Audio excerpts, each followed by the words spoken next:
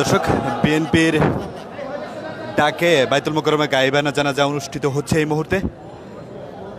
কোনো কর্মী ছাড়াই কিন্তু নেতারাই এই জানাজার নামাজে অংশগ্রহণ করছেন এবং এখানে বাইতুল মোকাররমের মূল জায়গা থেকে, মূল গেট থেকে কিন্তু বের হয়ে তারা বাইরের একটা অংশে কিন্তু শুধুমাত্র নেতারা মিলে এখানে মির্জা ফখরুল ইসলাম আলমগীর সহ কেন্দ্রীয় বেশ কিছু নেতারা কিন্তু এই গায়েবানা জানাজায় অংশগ্রহণ করেছেন। অন্যথায় কাউকে কিন্তু কোনো কর্মীকে এখানে কিন্তু প্রবেশ করতে দেওয়া হয়নি। দর্শক, আপনাদেরকে দেখাচ্ছিলাম গায়েবানা জানাজা। নড়াচড়া করে নেবে।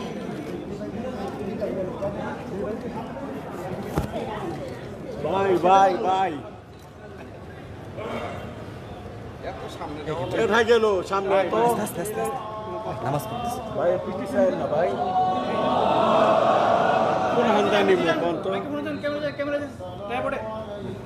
বস বস বস একটু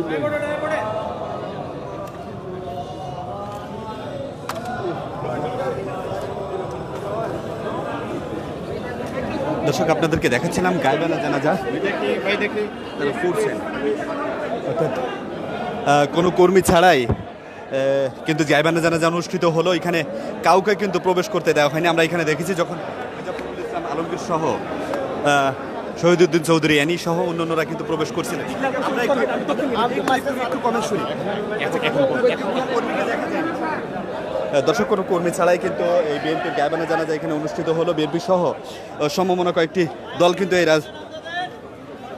গায়েবানা জানাজায় অংশগ্রহণ করেছে। অর্থাৎ এখানে আমরা মির্জা ফখরুল ইসলাম আলমগীর, মির্জা আব্বাস, শহীদুদ্দিন চৌধুরী অ্যানি সহ বিএনপির কেন্দ্রীয় স্থলীয় বেশ কিছু নেতাকে আমরা লক্ষ্য করছি, কিন্তু সাথে কোনো কর্মীকে কিন্তু ভিতরে প্রবেশ করতে দেওয়া হয়নি। আমরা অপেক্ষা করছি কি ঘটেছিল, এই বাইতুল মোকাররমে কেন প্রবেশ করতে দেওয়া হয়নি এবং গতকালকের সহিংসতা নিয়ে তাদের কথা কিন্তু শুনবো। দর্শক, দেখাচ্ছি ঠিক বাইতুল মোকাররমের সামনে থেকে।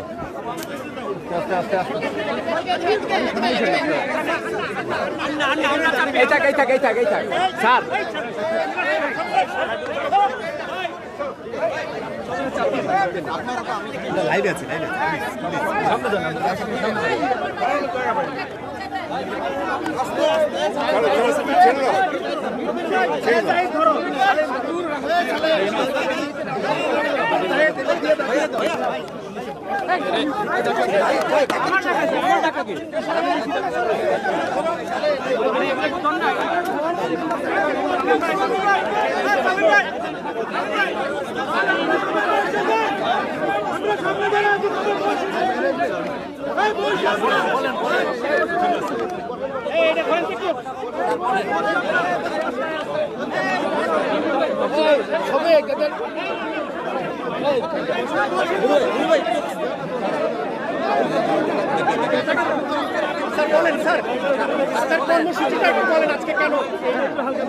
বাংলাদেশের শিক্ষার্থীরা